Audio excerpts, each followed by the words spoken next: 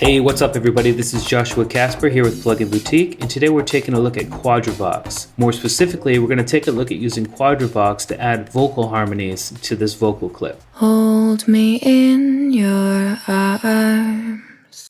Which is a dry vocal take, but using Quadravox we can pretty easily add some great sounding harmonies to it. So what I'm going to do is just come in and click the default and make sure one voice is activated. I can have up to 4. I think we're going to go 3 for this tutorial. The next thing I'm going to do is make sure pitch tracking is on, and then I'm going to come down here, and because this vocal take is in the key of F major, I'm going to change my layout here to F major. The next thing I'm going to do is move the first voice up a third. I want this particular vocal harmony to be a tight harmony, which means usually going to use a third and a fifth and a seventh in an octave, because those are intervals that really resonate well with each other. And we can move the harmony one of 2 ways.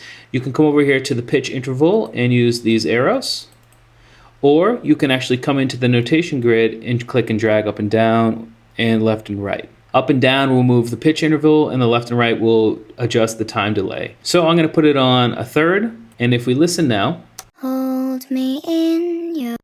That's the new voice. Now that's completely wet. If I go to completely dry, we'll hear the original. Hold me in. And this is the manipulated original at a third above where it was. Hold me in.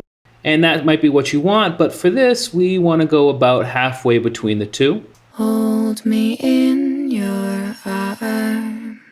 And that already sounds really great. And we can use the compare button to bypass Quadravox to hear what's happening better as compared to the original. Hold me in your arms. Now that already sounds really great, but we can make it sound better using some of the parameters we have at our disposal. For example, we can pan it a little bit to the right. Hold me in your arms.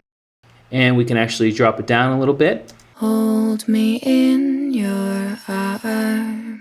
And we can also play with the delay a little bit. And I always like to add a little bit of delay to the harmony, because usually there's going to be some sort of inconsistency in between the backup singer, which is creating the harmony, or the second take of the singer, which creates the harmony. There's always going to be some sort of inconsistency in the timing. Putting on a time delay is pretty much essential to make things sound a little bit more realistic. Hold me in your arms.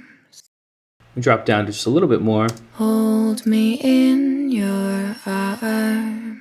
Great. So I'm going to go ahead and activate the second voice. And for this, I'm going to put it on a fifth. And instead of clicking in and dragging in the notation grid, I'm actually just going to use these arrows. So now we have a fifth.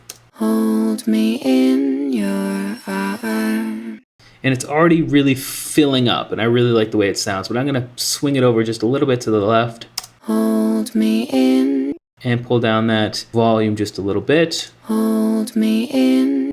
And just add a little bit of time delay again. Actually, just go ahead and adjust the sense just a little bit. Again, adjusting that is going to make it a little off key, but that's really natural. No one really sings perfectly throughout a song or anything like that. So a little bit of variation on the sense can be a good thing. You don't want to go too crazy usually, but for something like vocal harmonies, we'll be okay. Hold me in your arms. Hold me in your arms. So that sounds really great. Let's go ahead and compare that with the original. Hold me in your arms.